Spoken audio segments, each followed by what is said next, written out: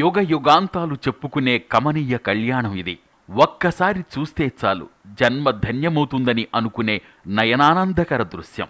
ఓవైపు ఆజానుబాహుడు అరవింద దళాయ కాక్షుడైన శ్రీరామచంద్రుడు, మరోవైపు సిగ్గులొలుకుతూ రాములోరి చెంత నిలబడే సీతమ్మ తల్లి. వీరిరువురి కళ్యాణమంటే పులకించని హృదయం ఉండదు, తప్పించని మనసు ఉండదు. రాములోరి కళ్యాణమంటే భద్రాచలం, భద్రాచలమంటే శ్రీరామచంద్ర ప్రభువుల కళ్యాణం. అలా పెనవేసుకుపోయాయి ఈ రెండు. దేశంలో ఎక్కడా జరగని విధంగా భద్రాచలంలో అంగరంగ వైభవంగా జరుగుతుంది సీతారాముల కళ్యాణం. దక్షిణ అయోధ్యగా పేరుగాంచిన భద్రాద్రి రాములోరి కళ్యాణానికి ముస్తాబయ్యింది. భక్తుల రాక, చలువ పందిళ్ల ఏర్పాటుతో స్వామివారి ఆలయం కొత్త శోభను సంతరించుకుంది. ఎటు చూసినా కళ్యాణ శోభే కనిపిస్తోంది. భద్రాద్రి మాడవీధులు శ్రీరామ నామస్మరణతో మారుమోగుతున్నాయి. గోదావరి తీరాన మిథిలా ప్రాంగణం వేదికగా రాములవారి కళ్యాణం జరగనుంది. ఆదివారం మధ్యాహ్నం 12 గంటలకు అభిజిత్ లగ్నంలో సీతారాముల కళ్యాణం జరగనుంది. ఈ అరుదైన వేడుకను వీక్షించేందుకు పెద్ద సంఖ్యలో భద్రాద్రి చేరుకుంటున్నారు. రాములోరి పెళ్లి జరిగే మిథిలా స్టేడియాన్ని 24 సెక్టార్లుగా విభజించారు. అందులో 20,000 మంది కూర్చొని కళ్యాణం తిలకించవచ్చు. ఇక వీఐపీ భక్తులు రానుండడంతో వారి కోసం ప్రత్యేక ఏర్పాట్లు చేశారు. కళ్యాణాన్ని వీక్షించేందుకు 75 ఎల్సీడీలు ఏర్పాటు చేశారు. భక్తుల రద్దీని దృష్టిలో పెట్టుకుని పటిష్టమైన భద్రతా ఏర్పాట్లు చేశారు. 32 సీసీ కెమెరాలను అమర్చారు. వరంగల్, కరీంనగర్, ఖమ్మం జిల్లాల నుంచి దేవాదాయ శాఖ సిబ్బంది వచ్చారు. 5 అసిస్టెంట్ కమిషనర్లు ఇప్పటికే విధుల్లో ఉన్నారు. ఎప్పటికప్పుడు పరిస్థితిని సమీక్షిస్తున్నారు. 1,00,000 మందికి పైగా భక్తులు వస్తారని అంచనా. మజ్జిగ, తాగునీటి పంపిణీకి అన్ని ఏర్పాట్లు సిద్ధం చేస్తున్నారు. 14, 15 తేదీల్లో నిరంతర అన్నదానం చేయనున్నారు. 34 కౌంటర్లలో కళ్యాణ తలంబ్రాల పంపిణీకి ఏర్పాట్లు చేస్తున్నారు. ప్రసాదాల కోసం 14 కౌంటర్లు ఏర్పాటు చేస్తున్నారు. 3 లక్షలకు పైగా లడ్డూలు సిద్ధమయ్యాయి. వేదసే రఘునాథనాథాయ సీతాః పతయే నమః. భారతీయ ఆర్ష ధర్మానికి సమున్నత ప్రతీక శ్రీరామచంద్రుడు సీతారామ లక్ష్మణ సమేతుడై మరి భద్రగిరిపై సాక్షాత్కరించిన దివ్య మంగళ క్షేత్రమే ఈ భద్రాచలం. భద్ర మహర్షి యొక్క తప ఫలితంగా శ్రీరామచంద్ర ప్రభువు సాక్షాత్తు వైకుంఠపురి నుంచి శ్రీమన్నారాయణ అవతారంలో ఆయన ఇక్కడ ఈ కొండపై వసించినట్టుగా మనకు చారిత్రక ఆధారాలు చెప్తూ ఉన్నాయి. అంతేకాదు శ్రీరామచంద్ర ప్రభు నిలువెత్తు ధర్మానికి ప్రతీకగా చెప్తూ ఉంటారు. ప్రస్తుతం మనం మిథిలా స్టేడియంలో రేపు ఉదయం ఆదివారం అభిజిత్ లగ్నంలో సీతారామ కళ్యాణానికి అన్ని ఏర్పాట్లు కూడా పూర్తయ్యాయి. ప్రస్తుతం మనము భద్రాచల క్షేత్రంలో ఉన్నటువంటి ఆధ్యాత్మిక శోభను చూస్తున్నాం. ఎటు చూసినా కూడా మరి రేపు జరగబోయే కళ్యాణ ఉత్సవానికి ముందు ఒక కోలాహలం కనిపిస్తూ ఉంది. అన్ని నానావిధ పరిమళ పుష్పాలతో అలంకరిస్తూ ఉన్నారు. విద్యుత్ దీప కాంతులతో అన్ని సర్వాంగ సుందరంగా ఇక్కడ ముస్తాబు చేస్తూ ఉన్నారు. అలాగే వివాహ మహోత్సవానికి ముందు జరిగేటువంటి క్రతువు ఎదుర్కోళ ఉత్సవం ఉంటుంది.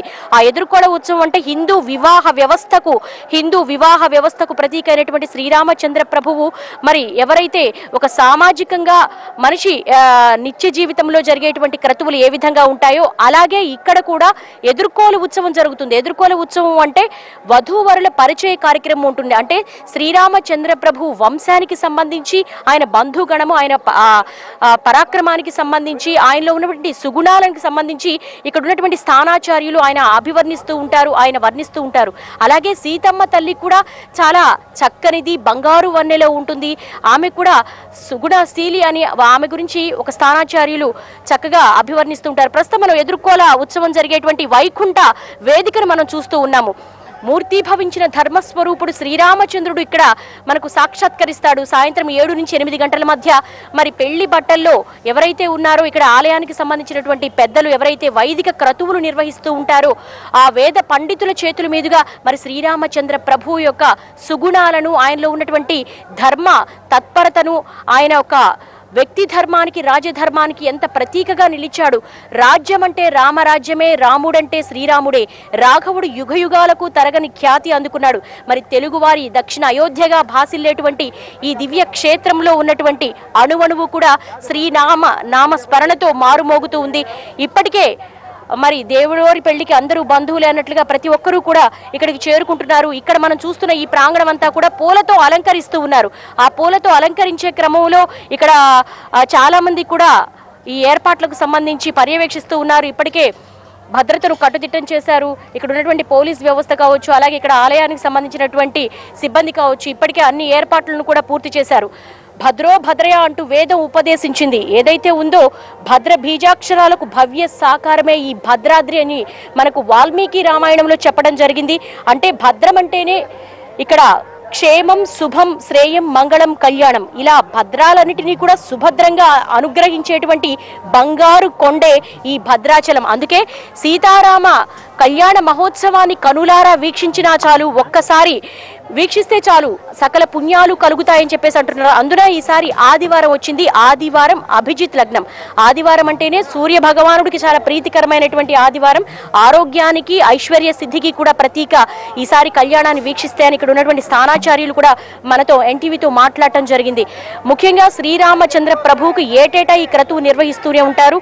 ఈ రోజు సాయంత్రం ఎదుర్కోల ఉత్సవం జరిగిన తర్వాత వధూవరులకు పట్టు వస్త్రాలను సమర్పించిన తర్వాత వారి గుణగణాలను ఏవైతే ఉన్నాయో, మరి శ్రీరామచంద్ర ప్రభువు సూర్యవంశస్థుడు, అలాగే అమ్మవారు చంద్రవంశానికి సంబంధించింది, వీళ్ళిద్దరి గుణగణాలను మరి ప్రస్తుతిస్తూ సాగేటువంటి ఈ కళ్యాణ క్రతువు, ఈ వైదిక క్రతువు చూసేందుకు రెండు కళ్ళు కూడా సరిపోవు. ఎందుకోసమంటే హైందవ ధర్మానికి ప్రతీక, అలాగే సకల చర సృష్టిలో ఉన్నటువంటి మానవులందరికీ కూడా ప్రతీక. శ్రీరామచంద్రుడు రామోం విగ్రహాన్వాన్ ధర్మ అంటారు. లక్ష్యం ఎంత పవిత్రంగా ఉంటుందో అది ధర్మానికి సూచికగా ఉండాలి.